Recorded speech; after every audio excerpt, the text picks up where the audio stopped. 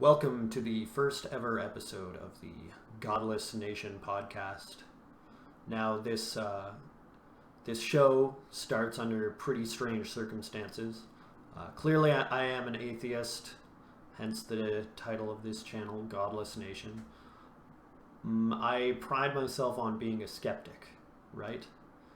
So, it is kind of weird that I'm making this episode because I was not as skeptical as I should have been, and this resulted in me getting scammed by a multi-level marketing firm.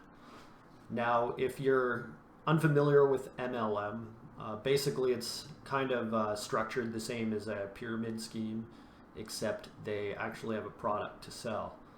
Now, I knew the basis of MLM before I got into this, but I guess I wasn't really that fine-tuned into it. I thought it would have been easier to spot out if I found myself in that situation, or maybe I just didn't even think I would be caught up in that situation. But also, the circumstances that led to this were a little bit extreme. Normally, I am a bartender, which I do mostly in the evenings while going to school full-time, but I was about to say Thanksgiving. On Valentine's Day, I had a little bit of an accident making dinner and sliced my finger quite bad. As you can see, the scar there, that is from surgery. That is as far as I can bend my finger right now. I'm still in recovery mode, but clearly I cannot bartend with a hand in this shape. But needless to say, school is out right now, and I thought I wanted to build some new skills, work on some things other than hospitality, because I've been in hospitality quite a bit. So I started to, well, actually, first I got the idea that maybe I could find better jobs just by applying for stuff that looked impressive to me, or ads that looked impressive. I thought maybe there's a lot of people who don't apply for jobs like this because they think, geez, I'm only capable of entry-level stuff, blah, blah, blah. And I thought maybe the competition would be a little bit less steep than I had previously assumed.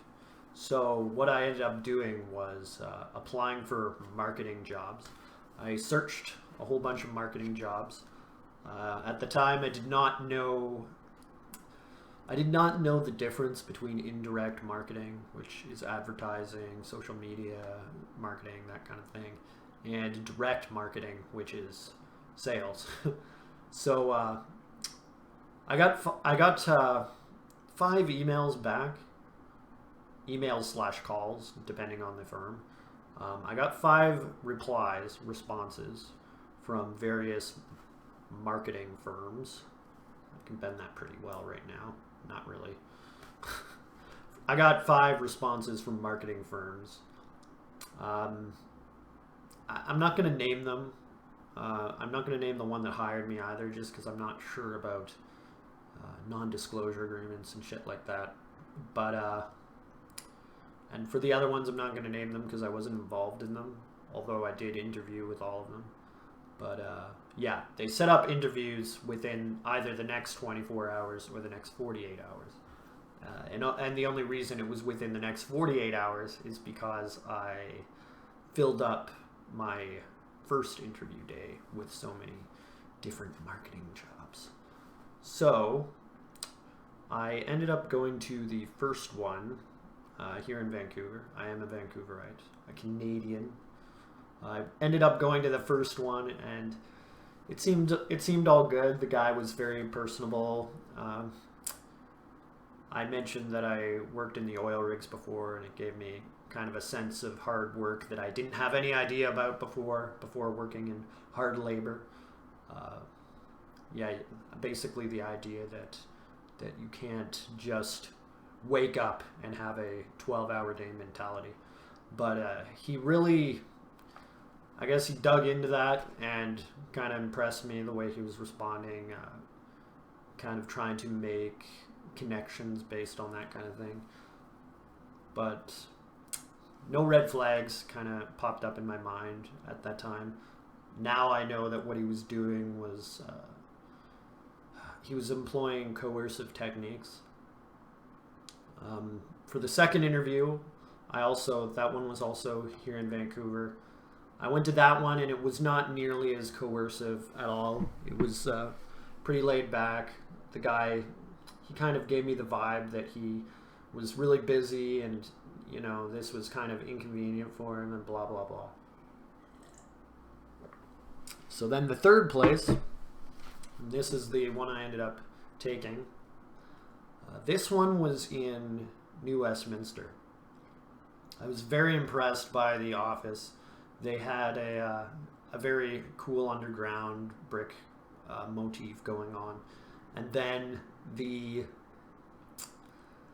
receptionist was super friendly, and that it kind of rubbed me the right way. I made a lot of small talk with her, kind of bonded over what there is to do in Vancouver. She wasn't from Vancouver, so I was happy to talk about all the cool stuff to do here, like hiking, different restaurants, blah, blah, blah. So then I go into the interview. They take me into this back room that's just a desk and, well, that's it, really. It's just a desk and 2 chairs. Didn't really make me feel suspicious because the guy was like, yeah, we just moved into this office, blah, blah, blah. Now, this guy was also very personable. And, you know, there's a certain cadence about how he talked that I'll get into a little bit later into this story. But basically,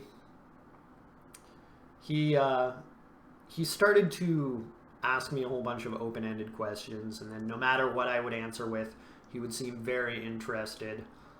One of the questions he asked was, you know, well, he asked a lot about my previous experience, and then he wanted to know why I was interested in CSR sales. I didn't really know what any of that shit meant at the time. All I knew was what people said based on the other 2 interviews I had that day. So what I said was I wanted to learn more face-to-face marketing techniques, how to sell myself, how to pitch, and, you know, self-promote, stuff like that. What was the other thing I said? Oh yeah, I can't snap my finger that well right now. So yeah, the other thing was that I wanted to someday open up kind of like a bar rescue type thing in China. And the skills I wanted to learn for that were as an independent consultant or contractor, approaching businesses with a service that they may or may not need and selling myself basically. So yeah, he liked that answer, but then a little bit later he's like, I can't seem to get why you would go into bartending and or get out of bartending and go into CSR sales when you have all this bartending experience. So I don't know, I just repeated the same answer, but I rephrased everything because that was an honest answer, right? But I guess more honestly, there would have been 2 parts to that. I was also a little bit desperate to get a job because of my finger, right? I am on EI, so I'm not like completely helpless right now, but EI doesn't pay very much, and I am losing money right now, not gaining money. So obviously I had the incentive to get hired, right? Based on my injury. Now, just similarly to the first guy rather, he found topics to bond with me on. He'd been to Hong Kong. I love Hong Kong. It's my favorite place in the world. That's exactly what I told him. I'm a bit of a Sinophile. We bonded over that, I guess. And then he asked me to... This is the part where things started to feel weird, but if I was a little bit more skeptical at the time, I would have known that something was going on. He asked me to tell him the most interesting thing I've learned in 3 months. And I told him this long story about the Anglo-Saxon language, Old English, and how they created this weird this weird this weird string of words: good, best, and better. And basically, the way this goes is good used to be its own word, unattached to better and best, and the conjugations of that word were gooder and goodest. Then there was another word, I believe it was bit rather. So that one conjugated became bitter and best. Actually, it was bestest at first, but in the Anglo-Saxon fashion, they shortened that down. And then the other thing is the I in bit became an E through what is called IJ mutation. It's just some vowel thing, a vowel shift that happened in Old English a long time ago. So that happened, and somewhere along the line, they, instead of using the words bet and good and gooder and better all interchangeably, they would say something like, "Oh, today was gooder than yesterday," and somebody would reply, "Yeah, it is better." kind of a weird little thing, right? But they ended up dropping off some of those words, bet or bit, gooder and goodest. So for whatever reason, it became good, better, and best, which is a really weird thing. But that is the history behind that. And while I was telling this story, he, sorry, almost lost my mouse. It's sitting on my lap. While I was telling this story, he looked very enthused. He was like, huh, like, he literally had a movement like that. Like he was, like he couldn't be more enthused by my story. And at the end of the whole story, he's like, wow, that really is interesting. Where the heck did you learn that? I'm like, oh, I had an Anglo-Saxon class and I learned it there. Which is true. But anyways, I thought this was kind of weird just because his enthusiasm seemed kind of fake, and the way that I was telling the story, it was kind of ill-prepared. I could have told it a lot better. I was stumbling over my words a lot. Water, the nectar of life. So I got out of that interview, and everything seemed okay. He said, we'll call you back around 4:30 and let you know if we want to bring you in for a follow-up. So on my way out, I did the friendly, hey, so long, thanks for all the shoes, all that shit, with the receptionist. I ended up leaving, and I got a call back. Amazing, right? And actually, I got a call back from the first place, too. The second place called me back about a week later. I don't know, but I actually have potentially another story about that, too, that'll fit into this whole weirdness. But, yeah, so I ended up hooking up the follow-up interview, not for the following day, which they wanted me to come in for that, but I said, I got 2 other job interviews. I want to go to those ones first. So I ended up coming in on Thursday. My interview was on a Tuesday. I ended up coming in for the follow-up on a Thursday. Now, I met this guy who ended up becoming he was my interview, but he ended up becoming my corporate trainer. And this guy, he also had an interesting cadence to his voice that was a little bit different, and I will get more into that at the appropriate time in the story. So basically, we end up going to this coffee shop, and he kind of grills me about my work history, standard interview stuff. Asks me a lot of questions about where I'm going, what I want to do, blah, blah, blah. What he was doing was trying to feel if I had a student mentality, if I had drive to succeed, to do whatever it takes, and maybe also if I was desperate for work. Very parasitic, very predatory, in hindsight, very sick. But pretty sure this guy is steeply brainwashed too. But I don't want to make that assumption because, I don't know, he could be a sociopath, just like the first guy who interviewed me. Definitely a sociopath. Anyways, the interview was pretty long, about 90 minutes. It ended up being a 2-stage interview. The first stage was mostly a note-taking session where, he wanted me to take a bunch of notes, but I declined because I have a really good memory. I don't need to take notes. The note-taking thing became a big thing once I got hired, though. So he actually started taking notes for me. And then he's like, oh, your hands hurt anyways, so you probably need some help. So, he asked me all these weird questions like, what does the law of averages mean to you? And he would give an example, an analogy about LeBron James shooting shooting hoops. Who could score more slam dunks between me and LeBron James?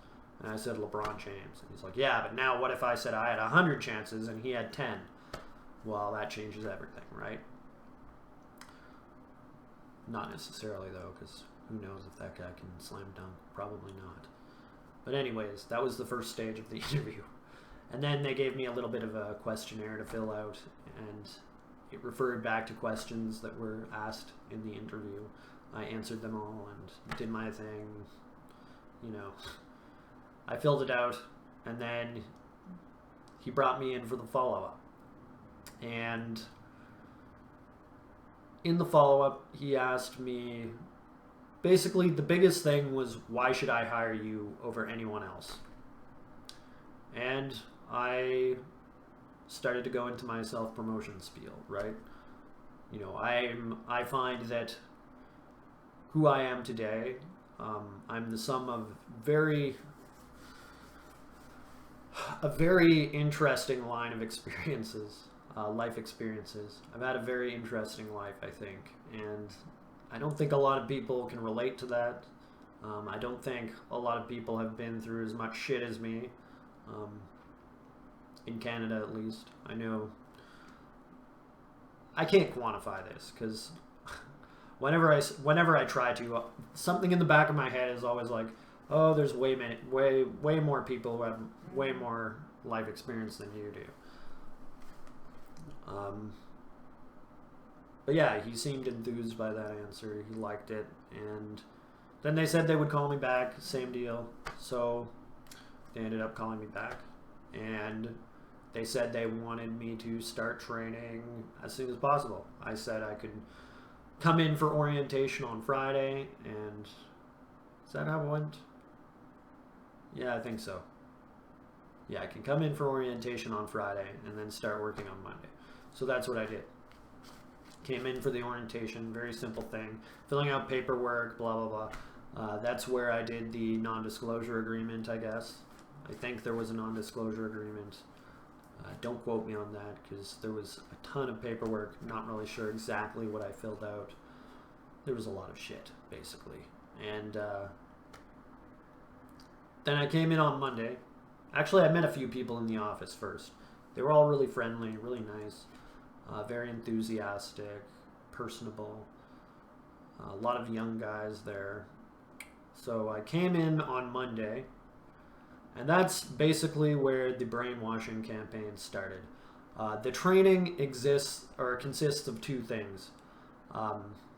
Well, first of all, it happens in a meeting in the morning, a morning meeting, usually from 11 to 12:30. They start a little bit early for people who come in early, but strictly speaking, it begins at 11. So I came in and I started to get trained on how to pitch immediately, right? And yeah, they were basically training you for coercion. How to coerce people, use strong-arming tactics into getting people comfortable with getting the product. In this case, we were selling credit cards, which came, not selling, but signing people up for credit cards that came attached with a 20% off discount.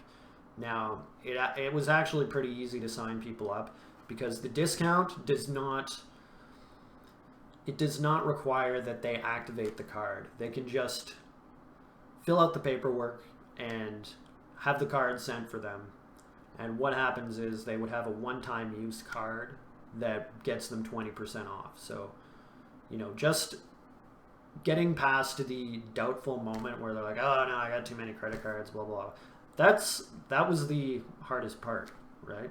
After that, most people are pretty into signing up rather, not buying the card. They're pretty into signing up for the card. And then they mail a deactivated card. And the reason, one of the things they would ask is, what's in it for you guys? And really, what's in it for the company that's promoting this card? They offer benefits for people who shop at their subsidiaries if they have the card. So the card is basically an initiative to make them become lifelong customers. Totally worth 20% off, right? For that company that shall remain nameless. So I went out in the field with him and signed up a bunch of people for cards. And I got to know him. He got to know me a bit. Asked a lot of questions about me. Kind of told him about my relationship status, how it was a little bit murky. Just got out of a relationship, blah, blah, blah. Told him more about bartending. Actually, he got most of that from the interview, so we already knew about that. Then, during my first day, I felt like it was a little bit weird, like I didn't really like it. Maybe I would have trouble making sales in the future, that it wouldn't be worth it in the long run because it felt really awkward, and the commission didn't really seem worth the time based on what my sales were getting. So in the morning meeting on the next day, he started posing these scenarios. These were posed to the whole group, right? He would pose a scenario like there's this kid in Silicon Valley opening up his own tech startup, already a billionaire or a millionaire, whatever. He's being interviewed on The Tonight Show or something, 19 years old. And he was asked by the interviewer, if there's any ladies in his life. And then he had this analogy about, there's an island with your goal on it, and you have a ship filled to the brim with gold in the poop deck or something. So the scenario is when you're on that ship with all that gold sailing towards your goal, you think you're very stable, you think you're very sturdy and buoyant, but then a storm hits and the whole thing sinks to the bottom, right? So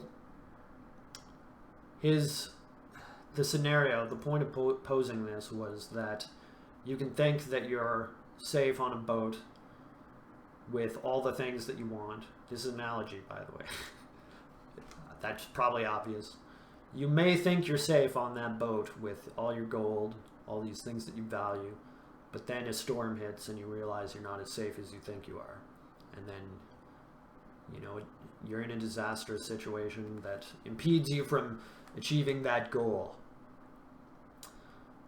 I knew he was saying this towards me. I knew it at the time. It was very indirect, though. But, at the time, I did not realize he was trying to coerce me or manipulate me. I thought that he was posing this to get me more focused on making sales in the field and become successful at the job, right? Really, what I think that he wanted to do was to make me less distracted in my personal life. So the next thing was, he's like, yeah, when on my first day, after my first day in the field, I called up my best friend. I'm like, oh, man, this is weird. I think I'm going to quit it. This is really fucking weird. His friend was like, you're kind of being a pussy, man. Just buckle down. Go finish the week. Try it for a week. See how you feel then. And, the rest of the story. He ended up staying with the company, right? For years. So very, very good feeder there. I was already convinced to stay with the company though, but at the time, I was like, yeah, first days are always kind of weird, but I can see myself doing this. It's not too bad. The other scenario, the third scenario he posed was that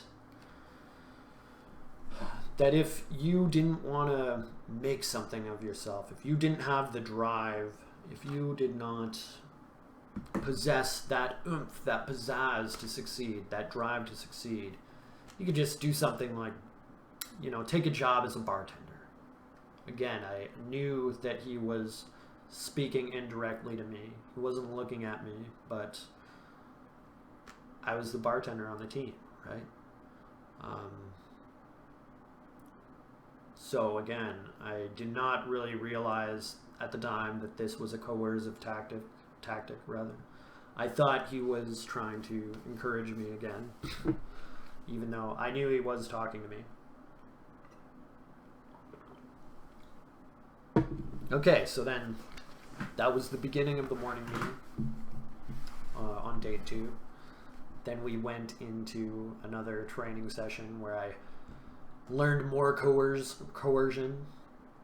And this whole thing is coercion, right?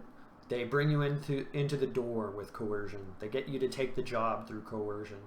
They train you coercion. They reinforce you being there by using coercion. And there's some really shady coercive tactics that I'm going to talk about later. But the biggest thing is that they normalize coercion. They make it seem like it's a positive thing. I'm not totally against it. I think it can be a useful skill to have, but there is an ethical boundary that you can cross, and they were definitely crossing it. A lot of young people in that office. 18-year-old kid that just got hired who, I hope things turn out okay for him. Then there's their shared living space. 4 people in the office were living in the same place. 2 junior trainers with 2 account managers. Ugh, this is so scummy. So day 2 in the field, I do really good sales for my second day. I make 5 signups. It's pretty decent. That's considered the office standard. Day 2, same thing. Day 3, same thing. Then day 4, I almost get 5 sales, but somebody screws me up and I lose one at the last moment. Actually, on day 4, I almost had 7. That would have been really good. But, man, I'm still thinking about this shit. They got into my head real good. So, yeah, after my 4th day, I had pretty good sales, and they keep saying, you're going to get promoted. Just think about that. Once you get 20 sales, you'll get promoted. What's the other thing they kept saying? Well, they just kept talking about promotions, right? They're like, I'll tell you about this story once you get promoted. I can't tell you now. Really pushing the promotions hard, the training hard. You're going to be training people next week. We're expanding. We're rapidly expanding, bringing new people in every week. We have 5 people starting next week, and I got to get you promoted. Hit those. What is it called? Hit those goals. Hit those. I can't think of what the word is. Whatever. It's gone. That word is gone from my vocabulary. Anyways, they're really pushing the promotions hard. After my 4th day, they're just like, 3 more. 3 more is all you need. 3 more sales. So I go out with them for a beer. Oh yeah, I forgot. On day 2, I went out with them for a beer too, and the bartending thing came up again from the other corporate trainer. It's like, it's a really fun job, but wouldn't you agree, Thomas? It's a really fun job, but it's not really a career, right? I'm like, yeah, there is a certain level where it could be a career. It's really hard to get into that. The competition's very steep, and they're like, oh yeah, I understand that. Like yeah, like even for me, I was at a pretty high level while I was still bartending, pretty much as high as you can get, or close to as high as you can get here in Vancouver. But obviously, I'm out of that right now. Basically, it's like the menu design level, where you're running a restaurant bar and designing the menu, all the products that go on in the bar, that kind of shit. It's a management position.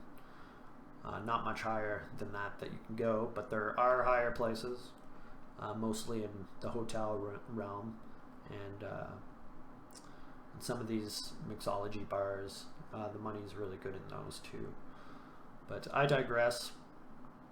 The way they would bring this stuff up, they would not dismiss it entirely, but they would be like, kind of like suggesting that it wasn't a good situation to be bartending or whatever. And that's something I kind of agree with. I mean, it's not the best job ever, but the thing is, I'm passionate about it, right? I love to create. I love to work with my hands. I love the satisfaction of making something for somebody and having them enjoy it. And that's something that people outside of that don't really relate to as much. People who aren't creators or producers don't really understand the satisfaction of creating something and having someone enjoy it. Maybe that's a little bit of coerciveness too, right? Or maybe not. Probably not. Anyways, where was I? Day 4? Right. Day 4, we went out for more drinks. I met up with the whole senior crew. I was the only trainee there. Then senior crew. There's like 3 guys. There's the CEO and 2 corporate trainers. Then also there were the 2 junior trainers. But when they left the table momentarily, the corporate trainer that I was dealing directly through was like, man, you're about to set an office record. Fastest to 20, right? Fastest person to 20 sales. And then I was like, really? Is that true? And then the CEO's like, yeah, it took me 6 days. You're going to do it in 5. I didn't do it in 5. The 5th day was a fucking train wreck, okay? But, these guys, it's so hard to tell how deeply they're brainwashed and who's brainwashed, who's making what. They're just liars. They're not honest. So many of them are brainwashed. They start the baking process as soon as they walk in the door, and it's very effective. The coercive tactics that they teach it's also what they use to bring people in the door. They make people feel good about themselves, and then that translates into making a sale, right? Now, the product that they're pitching to the employees is the job and the promotion. And there's always promotions, right? There's like 5 layers of promotions. That's what makes it multi-level marketing. But they didn't go too deep into the layers of promotions with me, or the structure of pay. I knew that I was going to get commission, and there would be a small base salary, not too bad underneath, if I could meet my quotas. And the quotas were 20 sales a week for the minimum salary. So on day 5, I made 1 sign up. And in the morning they were all like, 3 more, man. Call me as soon as it happens. 3 more. All the other trainees in the office are like, whoa, you only need 3? Good job. Like, I'm about to get canned. Because I didn't make 20. They're not going to get canned. I really doubt that. They're going to be exploited. They're going to keep them without the salary and put them back into the training mill and make more money off of the sales. Because the reality is they're probably making a lot more off of each sign up than what I was making. By they, I mean the CEO. I know what my corporate trainer was making. For each of my signups, he would make 8, and I would make 12. And then for each of his signups, he would make 20. That's when I figured that out. That was kind of around the time where I knew it was a little bit of a pyramid scheme, but I wasn't really ready to admit to it yet. Not until day 5, where I made 1 sale, and I kind of walked around that whole day feeling like shit, like I did not accomplish what I wanted to, and that they could fire me any moment. And I started to really think about what they were teaching me, how they always wanted to hang out, and blah blah blah.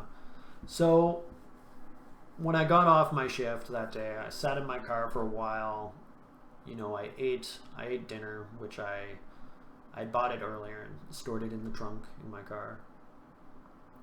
I ate dinner, and then I decided to Google the company again, and nothing came up. Nothing suspicious came up.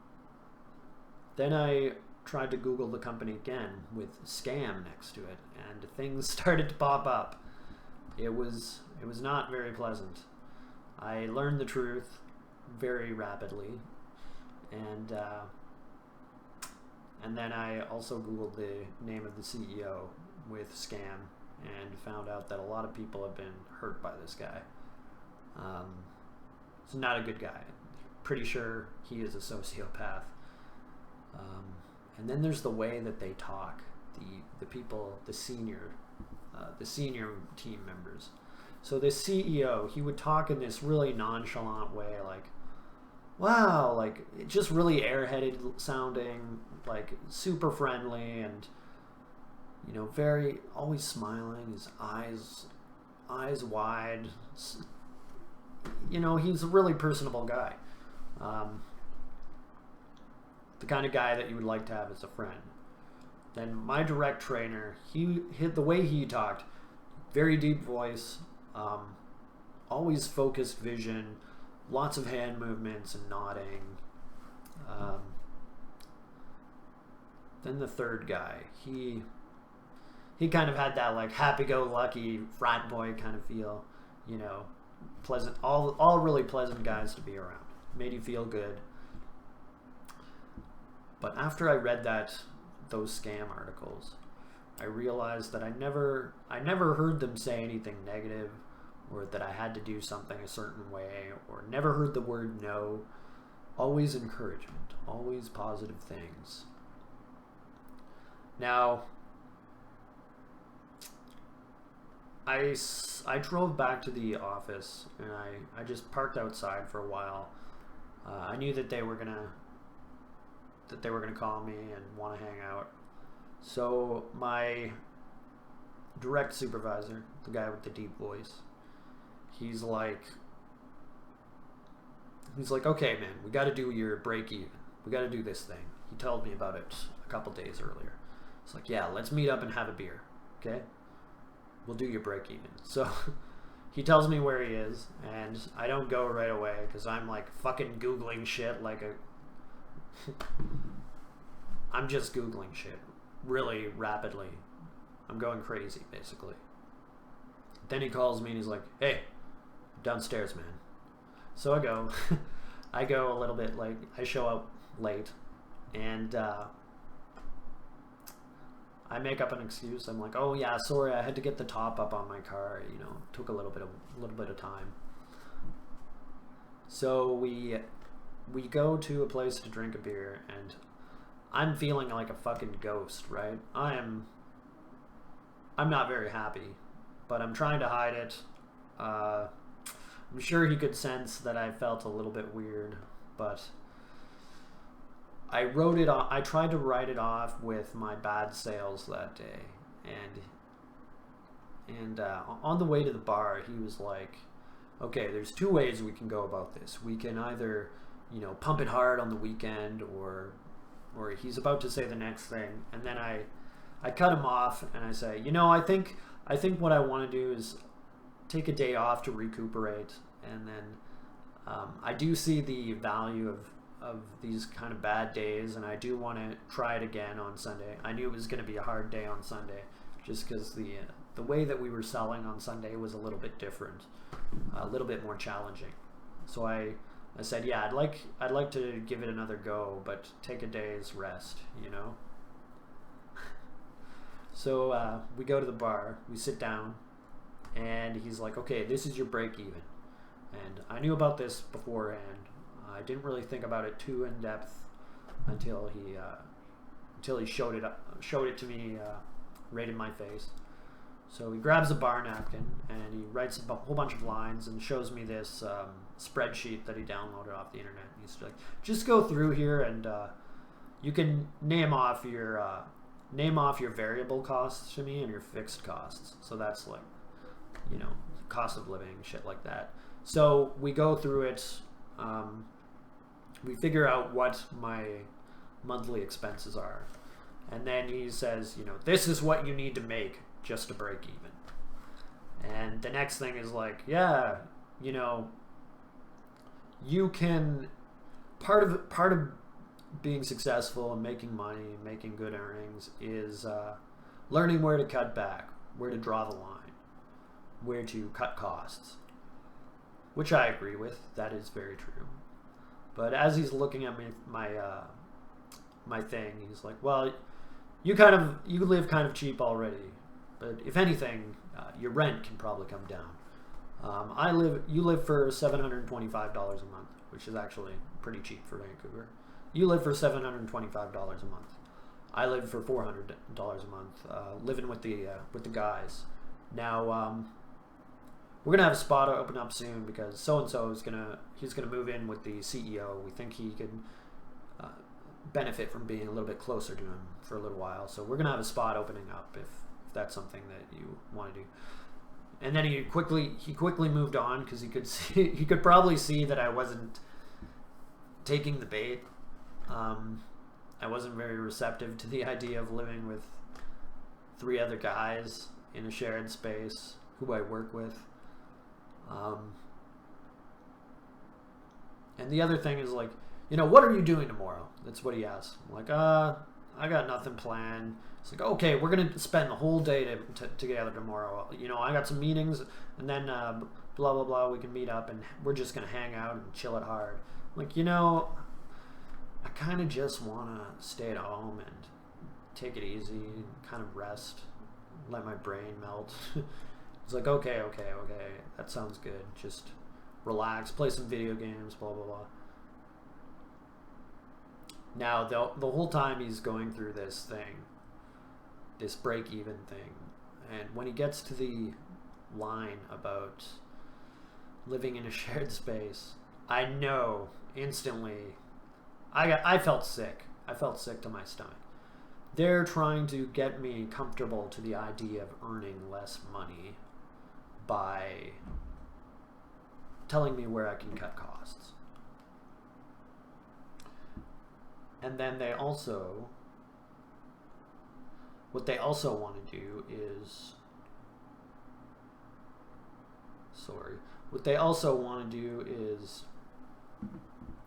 have me more exposed to the corporate trainers and the junior trainers for the purpose of brainwashing, obviously. They want me to be part of the program. I felt pretty sick, so, I'm pretty sure he could tell at the time. I'm like, "Man, I need a fucking coffee. I'm so tired." And then he tries to order me one. I'm like, no, I don't want one. At this point, I just kind of want to get out of there. I didn't get a beer. I didn't buy anything. But what ends up happening is, I decide I'm just going to test this a little bit more, see how deep it goes. So I started to feed him this story. I told him that I went on this Tinder date, and it wasn't... I actually told him I hooked up with this girl at her apartment when I was trashed at like 2 in the morning, and that we did a whole bunch of drugs, and then I ended up... How did I say this? I ended up going to the bathroom to throw up, and I ended up clogging the toilet. How did I clog the toilet again? Yeah, I threw up, and then I threw a bunch of shit into the toilet, and then the toilet clogged and overflowed, and I was like, oh, I'm cleaning it up. Then, for my excuse, I came out and said that I was throwing up because I took chemotherapy drugs and I was dying from melanoma. So then his reaction was, that's the greatest thing I've ever heard, right? And when I was telling this story, like, obviously I sucked at doing it because I'm making it up as I'm going along, but he's just like so enthralled. He's like, that's great. I love it. Yeah. So, I was pretty spooked after that. I went home. I ended up drinking that night with my uncle.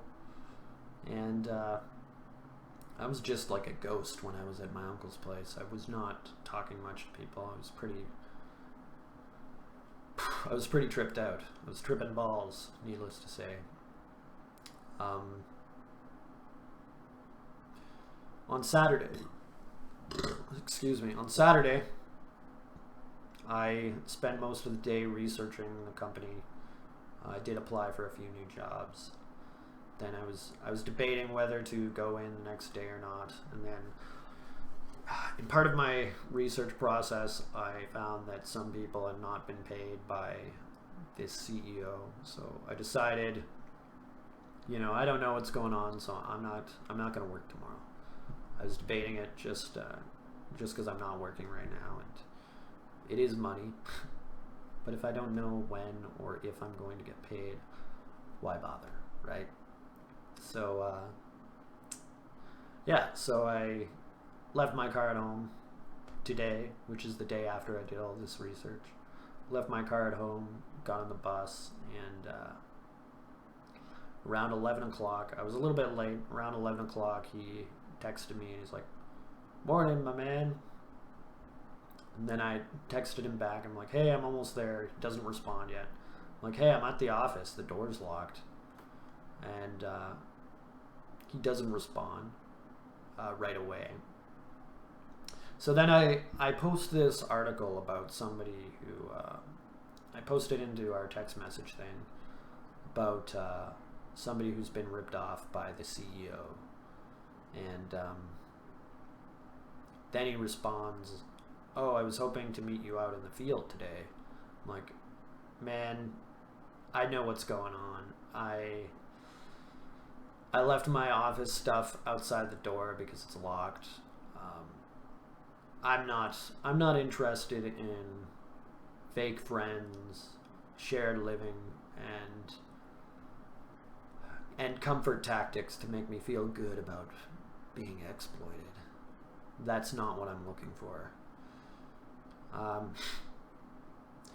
He was about to say something and then stopped. Clearly he's trying to change his strategy. It's like, hey man, if you think things are weird around here, like, I'm really sorry. I'd like to meet up and talk to you and sort this all out. But if not, we will compensate you for your work. That's the reply I got. And I responded that I said thanks, not interested in meeting up. I know that what you're doing is brainwashing people through coercion and dishonesty, lying to people. And quite frankly, it makes me sick. It disgusts me. And the only thing is that I don't... I don't know. How did I phrase this? Well, it doesn't matter how I phrased it. Essentially, what I said was, I'm sure that you're content with how things are going because you're probably really brainwashed yourself. And then he said something like, good luck, sorry to let you go, or sorry to see you go, or something like that. I'm like, thanks, good luck to you too. And that ended that. So, that is my MLM story. These guys, man, they are a cult. There is a line in the Daredevil series, I think it's in the first season on Netflix, where they say about this one assassin. That guy is a shark in a skin suit. And that's how I feel about this organization. They are really, really dishonest people. Really bad.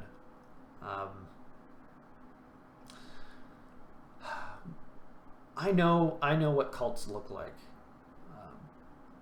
And this, if I was to describe this in any way, it's a secular capitalist cult. It is definitely a cult, the way that they do things.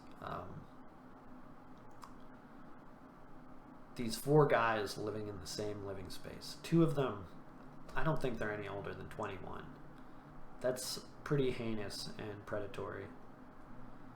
This other guy is quite young, who just got into the office, only 18. Man, I hope that guy sees this video. That's all I can say.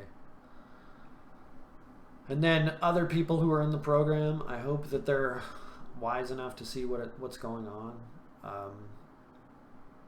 Yeah, it's bad. I don't believe in good and evil. Something I always say is that the difference between a bad person and a good person. A good person is good most of the time. A bad person is also good most of the time, but a small percentage of the time they're really, really bad. And I think that's the case with these guys too. I think most of the time they're not bad, but maybe, I don't know, maybe like 5% of the time they're coercing people. They're manipulating people. They are using these tactics of making people feel good to entice them to the lifestyle. Making them feel good with being exploited, which sounds very culty to me. But anyways, my name was Thomas. This is Godless Nation, episode 1. I don't think they're all going to be like this. Probably not going to be in my shitty office either forever. Yeah, that's all. Subscribe and follow for more.